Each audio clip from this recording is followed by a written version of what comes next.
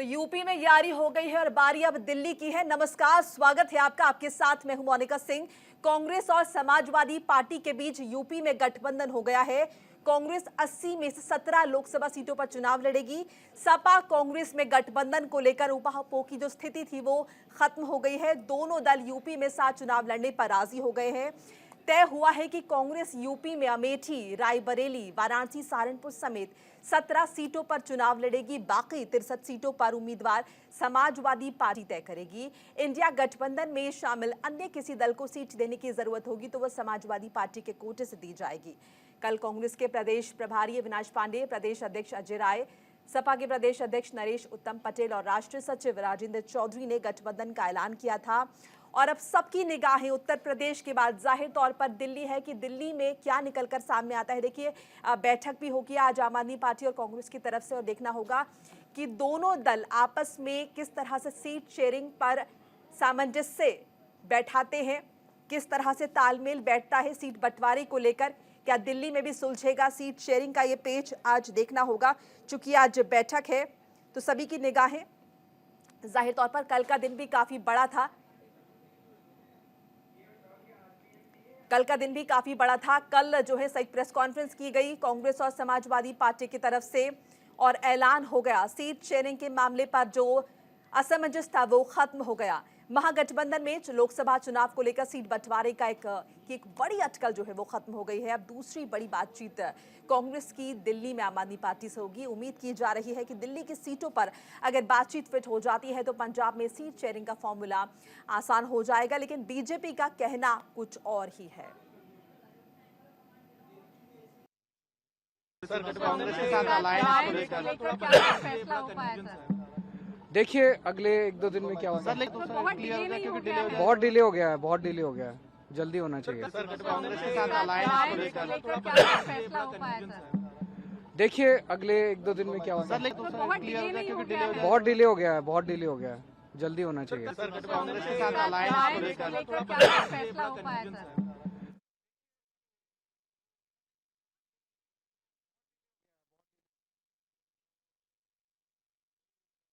17 सीटें, मतलब कि उन्होंने 17 सीटों में ही अपनी बात मनवा ली। जो उनके मन में था अखिलेश यादव ने, फाइनली वो बात उनकी पूरी हुई। अरविंद केजरीवाल कह रहे हैं कि वह 2-3 दिन में फैसला करेंगे, नहीं तो अपना अकेले लड़ेंगे। मुझे दिखता नहीं कि कोई फैसला होगा। कोई पंजाब में तो भगवंत मान ऑलरेडी कह चुके हैं कि हम 13 सीटें लड़ेंगे।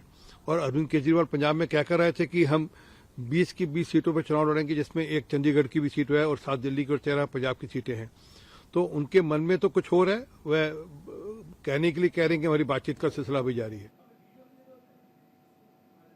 महागठबंधन के घटक दल कांग्रेस और सपा में लोकसभा चुनाव की सीटों का बंटवारा हो गया है, जिसे लेकर समाजवादी पार्टी और कांग्रेस दोनों ही दल इसे फायदे का गठबंधन बता रहे हैं। समाजवादी पार्टी शुरू से ही चाह रही थी गठबंधन हो, लेकिन थोड़ी देरी हुई है क्योंकि हमारे यहाँ पे सामने भाजपा खड़ी है। लेकिन इस बात की मैं सभी समाजवादी पार्टी के लोगों को और कांग्रेस के लोगों को बधाई देना चाहती हूँ कि गठबंधन आखिरकार अपने डेस्टिनेशन पे पहुँच गया है। और आप देखेंगे कि इसके परिणाम बहुत ही अच्छे होंगे और सब लोगों का समर्थन मिलेगा। उत्तर प्रदेश में आपसी समन्वय से, चर्चा से यह निर्णय लिया गया है कि भारतीय राष्ट्रीय कांग्रेस यहां पर उत्तर प्रदेश में 17 सीटों पर चुनाव लड़ेगी और इस गठबंधन के तहत अन्य जो बची हुई 63 सीटें हैं, इन पर इंडिया गठबंधन के जो भी उम्मीदवार समाजवादी पार्टी के, अन्य दलों के भी जो कि इसमें समावित होकर इस गठबंधन में शामिल होंगे। तो उत्तर प्रदेश में तो मामला सुलझ गया है और अब बारी दिल्ली की है। सभी की निगाहें दिल्ली पर बनी हुई है कि आखिर दिल्ली में क्या निकलकर सामने आता है। चूंकि आज बड़ी बैठक भी है, इस पर हम चर्चा करेंगे। हमारे साथ खास मेहमानों का पैनल भी बना हुआ है। हमारे साथ बीजेपी के प्रवक्ता है डॉक्टर अनिल गुप्ता, हमारे साथ कांग्रेस के प्रवक्ता है बालकृष्ण यदुवंशी, हमारे साथ आम आदमी पार्टी के प्रवक्ता है संजीव निगम और हमारे साथ समाजवादी पार्टी के प्रवक्ता है प्रोफेसर भुवन भास्कर जोशी और हमारे साथ राजनीतिक विश्लेषक हैं AK मिश्रा। आप सभी का बहुत बहुत स्वागत है स्टूडियो में। सबसे पहले मैं रुक करना चाहूंगी प्रोफेसर भुवन भास्कर जोशी जी का। तो फाइनली गठबंधन हो गया है जिसे लेकर लंबे समय से अटकलें चल रही थी, क्या प्रतिक्रिया आपकी? अनिका जी, कल का जो गठबंधन है, ये गठबंधन उत्तर प्रदेश की सीमा को पार करके मध्य प्रदेश तक पहुंचा। जैसा कि कल भारतीय राष्ट्रीय कांग्रेस और समाजवादी पार्टी के बीच में गठबंधन हुआ है कि 17 सीटों पे कांग्रेस लड़ने का काम करेगी, बाकी 63 पे समाजवादी पार्टी तय करेगी किसको लड़ना है। और इसके साथ साथ मध्य प्रदेश की खुजराहो की जो सीट है वो समाजवादी पार्टी लड़ने का काम करेगी।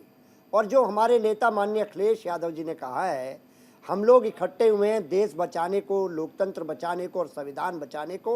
और PDA की जो लड़ाई है, जिस मूवमेंट को, जिस आंदोलन को माननीय अखिलेश यादव जी ने आज पूरे देश का आंदोलन बना दिया है, और वो PDA है पिछड़ा, दलित, अल्पसंख्यक, आदिवासी, आधी आबादी और अगड़ा समाज। इनको लेकर माननीय अखिलेश यादव जी चल रहे हैं। और उन्होंने पहले ही कहा था कि PDA प्लस इंडिया ये मिलकर भारतीय जनता पार्टी का सूर्यास्त करने का काम उत्तर प्रदेश में करेगा। और निश्चित तौर पे आज मैं देख पा रहा हूँ कल से 30 करोड़ उत्तर प्रदेश के लोगों में और देश के 140 करोड़ लोगों में बड़े हर्षोल्लास का आज माहौल है। बिल्कुल हर्षोल्लास का माहौल है और अब बारी होगी। लेकिन जिस तरह से कहा जा रहा था कि इंडी गठबंधन, आप समाजवादी पार्टी का एग्जाम्पल की बात करें, RLD का साथ छूट गया और इससे पहले इस तरह की भी खबरें थी कि कांग्रेस जो है, कांग्रेस के साथ गठबंधन आपका नहीं हो पाएगा। देखिए, राजनीति में तरह तरह की चर्चाएं चलती रहती है और देश काल समय परिस्थिति के अनुसार राजनीति भी बदलती रहती है। कांग्रेस ने भी बहुत अच्छा फैसला लिया है। समाजवादी पार्टी के माननीय अखिलेश यादव जी ने शुरू से कहा है कि हम लोगों का गठबंधन हो जाएगा। और अनिका जी, मैं बताना चाहता हूँ इस गठबंधन से, मोनिका जी, मैं आपको बताना चाहता हूँ ये गठबंधन क्यों आवश्यक था। क्योंकि आज आप देख रही है देश में क्या माहौल है। भारत सरकार ने फैसला लिया कि चौधरी चरण सिंह जी को हम लोग सम्मानित करने का काम करके, बहुत अच्छी बात है, चौधरी चरण सिंह जी को सम्मान हो, ये पूरा समाजवादियों की पुरानी मांग थी। लेकिन आज उनके जो फॉलोअर्स हैं उनको जिस प्रकार आज परेशान किया जा रहा है, उदाहरण अनिल जी से भी ले लेते हैं प्रतिक्रिया। बीजेपी प्रवक्ता है अनिल जी, तो जो गठबंधन था उस पर अभी तक संकट बरकरार था उत्तर प्रदेश में, वो तो तय हो गया है, यानी इंडी गठबंधन अब मजबूती की ओर। जी नमस्कार आपको और सभी दर्शकों को नमस्कार। इंडी गठबंधन मजबूत हो कमजोर हो, इससे भारतीय जनता पार्टी एनडीए को कोई फर्क नहीं पड़ता। पर मैं एक बात हम शुरू से कह रहे थे और आज फिर कहते हैं, जो भी गठबंधन सत्ता के लालच में बनता है, जिस भी गठबंधन का कोई देश के प्रति सोच नहीं है, कोई कॉमन मिनिमम प्रोग्राम नहीं है, कोई और सिर्फ इस गठबंधन का उद्देश्य सत्ता को हासिल करना और किसी ना किसी तरीके से मोदी जी को हराना। ये कितना ही गठबंधन किसी राज्य में कर लें या ना कर लें, अच्छी बात है। इन्होंने यूपी में थोड़ा सा गठबंधन किया है, वहीं बिहार में स्थिति डावाडोल है, वहीं पश्चिम बंगाल में डावाडोल है, पंजाब में डावाडोल है। पर भारतीय जनता पार्टी और एनडीए को इससे कोई फर्क नहीं पड़ता। पर एक बात देखने की बात है, इस गठबंधन में जो कांग्रेस अपने आप को सबसे बड़ा भाई मानता था, आज उसकी स्थिति क्या हो गई है। आज उसको बाकी पार्टियों से याचक के रूप में बात करनी पड़ती है। ये शब्द थोड़ा अच्छा नहीं है, क्योंकि उन्होंने एक तरीके से गिड़गिड़ाया अखिलेश जी के पास कि हमें इतनी सीटें दो, इतनी दो। और उसी तरीके से बाकी जगह, पंजाब में भी देखिए केजरीवाल साहब की पार्टी कह रही हम 13 इकट्ठा लड़ेंगे। वहीं कल एक सुनने का आया था दिल्ली में, ये 7 सीटें आम आदमी पार्टी अलग लड़ेगी। बाकी इनकी मर्जी है, कैसे करें, पर हमें इससे कोई फर्क नहीं पड़ता। हमारा पार्टी का कार्यकर्ता लीडर संजीव जी, आज बैठक है कांग्रेस के साथ, क्या बात बनेगी? बिल्कुल बात बनने की पूरी उम्मीद है और उम्मीद के सहारे बहुत सी चीजें होती हैं। अभी मैं समाजवादी पार्टी की प्रवक्ता को सुन रहा था, अच्छी बात कही कि उन्होंने कि मिल करके हम जो है अगर एक ऐसे इकट्ठे होकर के करेंगे तो एक अच्छा संदेश देंगे। आपने देखा होगा पिछले दिनों चंडीगढ़ में आम आदमी पार्टी और कांग्रेस के सहयोग से ही आज ये दिन है, क्योंकि चंडीगढ़ में आपका इंडिया गठबंधन का मेयर बन करके बैठा हुआ है। और ये इन लोगों की, भारतीय जनता पार्टी के लोगों की समझ में आ गई, रंगे हाथों कैमरे में पकड़े गए हैं किस प्रकार से ये लोग वोटों की चोरी करते हैं। और ये हम लोगों ने मिल करके गठबंधन से ये हमें साबित भी कर दिया है कि नहीं, इनको हराया जा सकता है। तो इसी प्रकार से हम आगे भी मिल करके रहेंगे और ऐसी ताकतों को हम मतलब वापस भेजेंगे जिनको, जो सत्ता पर इस समय विराजमान है और उसका बेजा इस्तेमाल कर रहे हैं। हर चीजों का हर एक आप जो भी एजेंसी है उसका नाजायज इस्तेमाल कर रहे हैं और विपक्षी बिल्कुल। नेताओं ए.के. को मिश्रा जी, प्रताड़ित आपको कर क्या रहे लगता है हैं। जिस तरह से चंडीगढ़ में चुनावों का जो नतीजा निकल कर आया उसके बाद कोर्ट ने उसे पलट दिया, इससे कहीं ना कहीं मोटिवेशन काफी हाई एनडी गठबंधन का?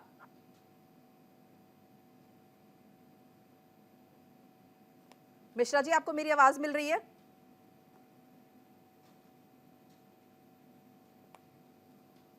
चलिए, उनका मैं बाद में रुक करूंगी। पहले मैं अनिल गुप्ता जी से बात कर लेती हूँ। अनिल जी, जिस तरह से आप सुन रहे हैं कि चंडीगढ़ में जो चुनाव के नतीजे पलट गए, वो कहीं ना कहीं इंडी गठबंधन के फेवर में जाता हुआ नजर आ रहा है। देखिए, ये एक छोटा सा कॉर्पोरेशन का चुनाव था। मैं इस चुनाव से पहले आपको 5 राज्य के चुनाव की बात कराता हूँ। अभी 2 महीने पहले ही 5 राज्यों में चुनाव हुए और वहां पर छत्तीसगढ़, राजस्थान और मध्य प्रदेश में भारतीय जनता पार्टी ने बड़े अच्छे बहुमत से सरकार बनाई है। जी। और तेलंगाना में भी हमने सीटें प्राप्त की है, हमारा वोट शेयर बढ़ा है।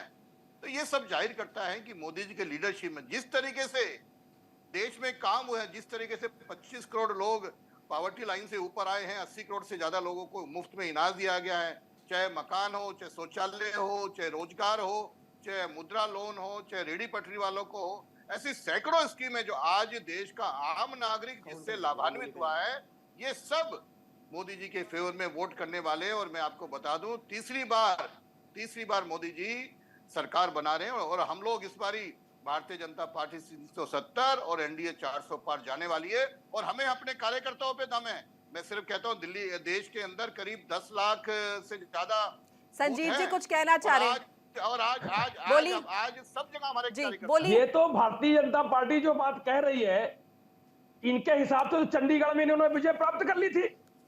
जो ये कह रहे हैं, इनका जो समीकरण है, इनका जो तरीका है, उसके मुताबिक तो इन्होंने चंडीगढ़ में तीर मार लिया था। चंडीगढ़ के ये बन गए थे बादशाह। भाई साहब, ऐसे ही करोगे जहां आप पकड़े गए रंगे हाथों। आपकी ये जो गाथा है ना, ये कथा है, अब कोई सुनने वाला नहीं है। कैमरे में एक बारी आपका राष्ट्रीय अध्यक्ष पकड़ा गया था, रंगे हाथों घूस लेते, और दूसरी वक्त पूरी की पूरी भारतीय जनता पार्टी, तो ऊपर से नीचे तक का सबका सब पता चल गया है क्या आपका चाल चरित्र है।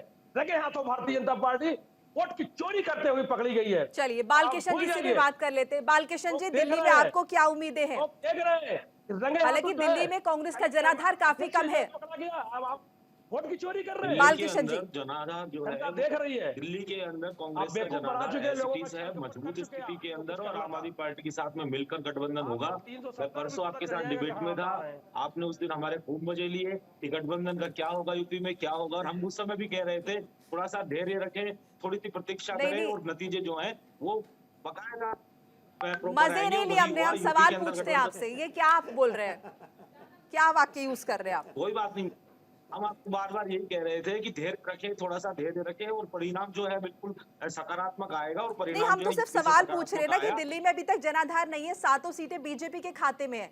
ऐसे में हम ये चर्चा तो कर रहे हैं सीट शेयरिंग का मामला, लेकिन फिलहाल आपको क्या लगता है, जनाधार में कुछ इजाफा हुआ है? क्या काम निश्चित तौर पर दिल्ली के अंदर निश्चित तौर के ऊपर हमारा जनाधार बढ़ा है। पिछले 2019 के इलेक्शन में निश्चित तौर पर बीजेपी के पास में 7 सीटें गई थी, लेकिन वो एक अलग माहौल था, अब एक अलग माहौल है। आज की स्थिति में दिल्ली की जनता त्राईमान है, वो किसी भी प्रकार से बीजेपी को नहीं चाहती है। परिणाम जब आप देखोगे तो 7 की 7 सीटें इस बार जो है गठबंधन ही जीत कर आएगा। क्या कहना चाहेंगे इस पे आप? अनिल जी, 7 सीटें तो आप ही के पास है, लेकिन इंडी गठबंधन कह रहा है कि इस बार सारी सीटें उन्हीं के पास रहेंगी। इनसे ये पूछिए कि दिल्ली में बूथ कितने हैं, इनके कार्यकर्ता कितने हैं। मैं आपको बताता हूं, दिल्ली में करीब 13,800 बूथ हैं और करीब 3,000 पोलिंग स्टेशन हैं। आज करीब 20 लाख से ज्यादा हमारे कार्यकर्ता इन बूथों पे हैं। एक एक बूथ की मैपिंग हमने की हुई है, और जिस तरीके से एडवर्स कंडीशन में भी जिस तरीके से आज भ्रष्टाचार में केजरीवाल सरकार दिल्ली में लिप्त है, रोजाना उनके नए स्कैंडल आ रहे हैं, दिल्ली की जनता केजरीवाल साहब को सबक सिखाने का मन बैठा चुकी है।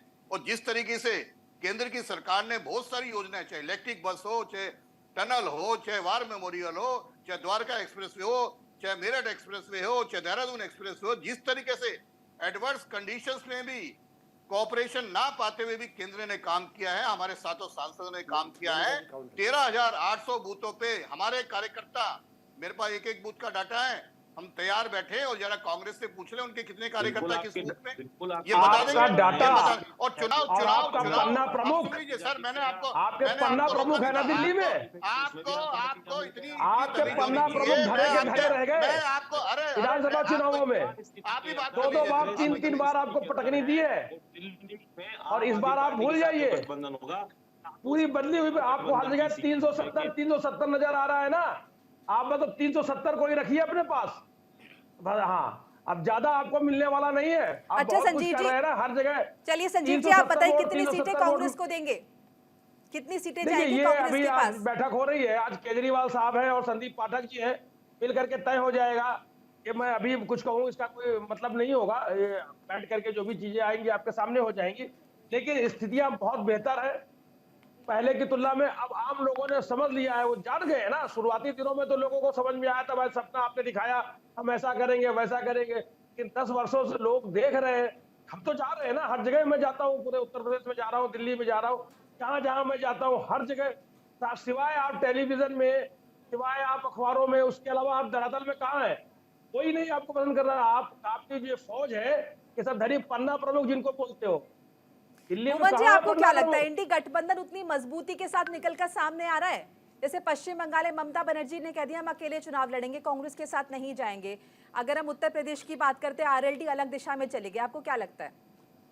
अब आरएलडी भुगत तो रही है मोनिका जी, मुझे लगता है आरएलडी को कल क्या नसीहत थी, क्या ये लोकसभा भुवन जी को बोलने दीजिए आप पहले। हाँ जी भुवन जी बताइए। मोनिका जी, मुझे लगता है कि हमें थोड़ा सा 2004 के इतिहास को समझना पड़ेगा। और 2004 का इतिहास था कि आदरणीय जो प्रधानमंत्री जी जे वाजपेयी साहब, उन्होंने 6 महीने पहले चुनाव लगा दिया था, और इसलिए करा दिया था कि आत्मविश्वास बहुत ज़्यादा बढ़ गया था और ओवर कॉन्फिडेंस के शिकार हो गए थे, और इंडिया शाइनिंग का नारा दिया था। आज ठीक उसी तरह की स्थिति भारतीय जनता पार्टी की है, क्योंकि 2014 में और 2019 में भारतीय जनता पार्टी पर आदरणीय प्रधानमंत्री जी की गारंटी पर इस देश के युवकों ने, किसानों ने, मजदूरों ने, लोगों को ने वोट देने का काम करा। लेकिन क्या रिजल्ट रहा, मैं आपको बताना चाहता हूं। युवाओं से वादा करा गया था कि 2 करोड़ नौकरी आएगी, 10 साल में 20 करोड़ नौकरी का हिसाब दीजिए। किसानों से कहा था किसानों की आय दुगनी होगी, आज देखिए किसान बॉर्डर पे धक्के खा रहा है। 3 काले कानून का अभी तक फैसला नहीं लिया। 750 किसान मारे गए किसान आंदोलन में। और जब हत्या करने की बारी आती है किसान की, तो कोई आतंकवादी की आवश्यकता नहीं होती, क्रिमिनल की आवश्यकता नहीं होती है। गृह राज्य मंत्री का बेटा थार लेकर निकल जाता है और किसानों की हत्या कर देता है। ये नया भारत बनाने का काम भारतीय जनता पार्टी ने करा। और बेटी बचाओ बेटी पढ़ाओ की बात भारतीय जनता पार्टी के लोग कहते हैं। मैं आपको बताना चाहता हूं मोनिका जी, मणिपुर में क्या हुआ, हमारी बेटियों को नग्न घुमाया गया। अभी प्रधानमंत्री जी की कॉन्स्टिट्यूंसी में क्या हुआ, बनारस में एक बेटी के साथ बलात्कार होता है और बलात्कार करने वाले भारतीय जनता पार्टी के छोटा सा ब्रेक यहाँ पर लेना होगा और इसके बाद एक अपडेट बताएंगे। सूत्रों के हवाले से मैं खबर मिल रही है कि कितनी कितनी सीटों पर बातचीत फिलहाल अंतिम दौर में है। एक छोटा सा ब्रेक ले रहे हैं और फौरन हाजिर हो रहे हैं।